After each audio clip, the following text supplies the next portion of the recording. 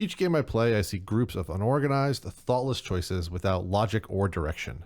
In this video, I'll be going over what your thought process should be when choosing your operator and when thinking about what role you best fit for your team, regardless of who you're playing with. Siege is a game of both mechanical skill and that of choices. What operators to bring, what positions to play, where to place the reinforcements and gadgets. Should I peek that dude that I'm not sure of the actual location of, so I get eventually shot in the face when I could have waited 2.5 more seconds for him to pass in front of the camera's line of sight for a call out? You know, general things. Nothing specific or anything. Not something that personally happened to me. Nope. Now, it's been a while, or at least it feels like it's been a while, since my video on operator choice, but that was more centered around beginner choices and which operators to main. So now I'll be talking more about choosing operators to be a proper team player and filling the roles that your team needs while being flexible enough to be able to execute with those operators. First, some terms to know when discussing roles. Support implies operators that assist the team in completing specific objectives. In Siege, that role is typically filled by the hard breach. On maps where the hard breach isn't required, for example, coastline, it'd be an operator to support the team with either intel or something such as flank denial. Entry is the role filled by your gunners, the person who typically mains quick offensive characters such as Ashe, Sophia, or Buck, whose job is to be droned in by the support players and secure early kills. On defense, an anchor, as discussed in my anchor video, is to play in or close to the site and be the last line of defense for your team with characters such as Smoke, Echo, Legion, etc. Your roamer is the defensive operator who plays off of site, whose job is to waste the time of the enemy team or to deny specific off-site locations, such as the floor above site. Notice I do not specifically mention to get early kills, because that is not their job, even though many roamers think it is and die miserably early on in the round, causing 4v5s and problems with their anchors. But that'll be a topic of a separate video talking about roaming. The last role fits in both attack and defense, and that is that of the flex position. That is for people who fill the rest of the spots the team requires. This is the most dynamic of the positions and will allow you playing the widest variety of operators and playstyles.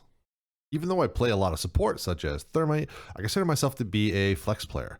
I main Thermite not because he's my best operator, but because most people are unwilling to play the Thermite, and at the same time, I also have trust issues, and I want to make sure that the proper objectives get opened. While on defense, I anchor typically because I've had to retake site far too often when I'm roaming by myself, and I find I have a better chance if the attackers have to push into me in one of the X situations that I end up in. So with that in mind, let's go over what your team composition should be so you can determine what role you fill for your team. So starting with attack, each team needs a hard breach, typically a Thermite. This person should be the most passive on your team, typically filled by someone who's either the in-game leader who would be droning and giving callouts for your team, or simply the person who will not be getting spawn peeked so they can get the important walls open safely. Next is a ranged soft breach, such as a Ashe or a Sophia. This role is to get rid of the many obstacles that are going to be in your way. With the increasing number of gadgets that defenders have, things like Evil Eyes, shields, especially those attached with Vulcan canisters, and then also to blow holes in ceilings to remove bandits or mirror windows. Speaking of ceiling holes, a vertical play operator is next on the list, so Buck or Sledge. And until now, that role would typically just be Buck, as he has been the superior choice for quite a while now. But with recent changes, Sledge will become a much more enticing pick for specifically top-down vertical play, since he also has access to grenades, which covers the next requirement, an operator with grenades, or at least some type of spatial denial. So this role could technically be filled by someone such as Capitao, but nades are a much more reliable source, specifically at killing enemies that are in bunker down positions. But they're also quite a versatile tool, so they can also remove things like defender gadgets. The last operators are what I call the flex role. These operators are what you'll be choosing to fit the strategy that you'll be employing. Need an extra hard breach on maps such as Clubhouse or Theme Park? Grab Habana. Have a Valk or Echo that's not banned? Maybe you might want to bring IQ to take care of those gadgets. The point here isn't for me to tell you what operators to play in these slots, but if the other positions are filled, think about what strategies you will be attempting and how certain operators can fit into that strategy. On defense, you want to start with some type of denial. Bandit if you're actively tricking, Cade if there's no Thatcher in play, or Mute if you want to also stop some of their enemy drone play. Every round I see these types lacking ends up in favor of the attacking team. Next would be an anti-throwable operator, someone to protect the various gadgets the defending team has in order to slow the attacker's push. Between Wamai and Jaeger, typically Jaeger is superior due to the increased removal rate, but Wamai is a perfectly valid alternative, with his strength being the ability to spread his magnets over multiple areas. Next would be some type of intel-based operator. Now, this depends on both site and strategy. For example, if you want a camera-based operator, both Maestro and Valkyrie are viable on almost all sites. Legion and Ella's traps work to indicate when and where the enemy team is pushing from, with the side effect of slowing them down in the process.